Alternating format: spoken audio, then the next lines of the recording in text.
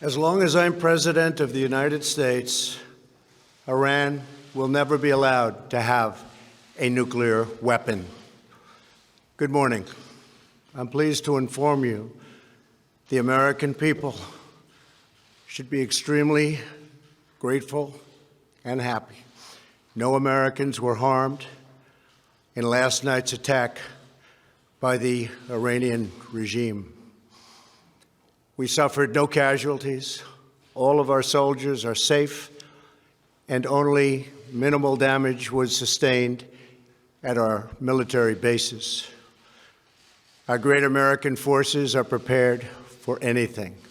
Iran appears to be standing down, which is a good thing for all parties concerned and a very good thing for the world. No American or Iraqi lives were lost because of the precautions taken, the dispersal of forces, and an early warning system that worked very well. I salute the incredible skill and courage of America's men and women in uniform. For far too long, all the way back to 1979 to be exact, nations have tolerated Iran's destructive and destabilizing behavior in the Middle East and beyond. Those days are over. Iran has been the leading sponsor of terrorism, and their pursuit of nuclear weapons threatens the civilized world. We will never let that happen. Last week, we took decisive action to stop a ruthless terrorist from threatening American lives. At my direction, the United States military eliminated the world's top terrorist, Qasem Soleimani. As the head of the Quds Force, Soleimani was personally responsible for some of the absolutely worst atrocities. He trained terrorist armies, including Hezbollah, launching terrorist strikes against civilian targets.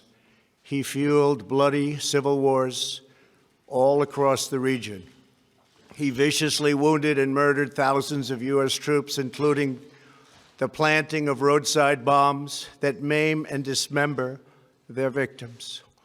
Soleimani directed the recent attacks on U.S. personnel in Iraq that badly wounded 4 service members and killed 1 American, and he orchestrated the violent assault on the U.S. Embassy in Baghdad. In recent days, he was planning new attacks on American targets, but we stopped him. Soleimani's hands were drenched in both American and Iranian blood. He should have been terminated long ago. By removing Soleimani, we have sent a powerful message to terrorists. If you value your own life, you will not threaten the lives of our people. As we continue to evaluate options in response to Iranian aggression, the United States will immediately impose additional punishing economic sanctions on the Iranian regime.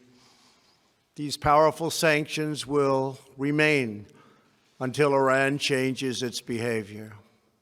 In recent months alone, Iran has seized ships in international waters, fired an unprovoked strike on Saudi Arabia, and shot down 2 U.S. drones.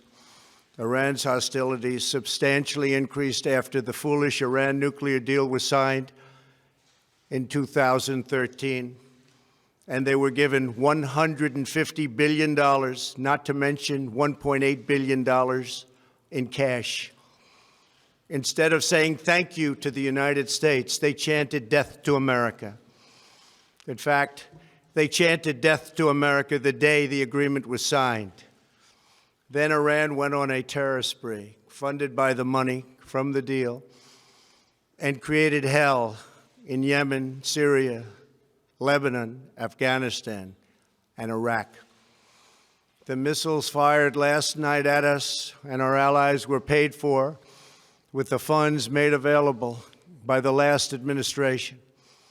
The regime also greatly tightened the reins on their own country, even recently killing 1,500 people at the many protests that are taking place all throughout Iran. The very defective JCPOA expires shortly anyway and gives Iran a clear and quick path to nuclear breakout. Iran must abandon its nuclear ambitions and end its support for terrorism. The time has come for the United Kingdom, Germany, France, Russia, and China to recognize this reality. They must now break away from the remnants of the Iran deal, or JCPOA. And we must all work together toward making a deal with Iran that makes the world a safer and more peaceful place. We must also make a deal that allows Iran to thrive and prosper and take advantage of its enormous untapped potential. Iran can be a great country. Peace and stability cannot prevail in the Middle East as long as Iran continues to foment violence, unrest, hatred, and war. The civilized world must send a clear and unified message to the Iranian regime. Your campaign of terror, murder, mayhem will not be tolerated any longer. It will not be allowed to go forward. Today, I am going to ask NATO to become much more involved in the Middle East process. Over the last 3 years, under my leadership, our economy is stronger than ever before, and America has achieved energy independence. These historic accomplishments change our strategic priorities. These are accomplishments that nobody thought were possible. And options in the Middle East became available. We are now the #1 producer of oil and natural gas anywhere in the world. We are independent, and we do not need Middle East oil. The American military has been completely rebuilt under my administration at a cost of $2.5 trillion. U.S. armed forces are stronger than ever before. Our missiles are big, powerful, accurate, lethal, and fast. Under construction are many hypersonic missiles. The fact that we have this great military and equipment, however, does not mean we have to use it. We do not want to use it. American strength, both military and economic, is the best deterrent.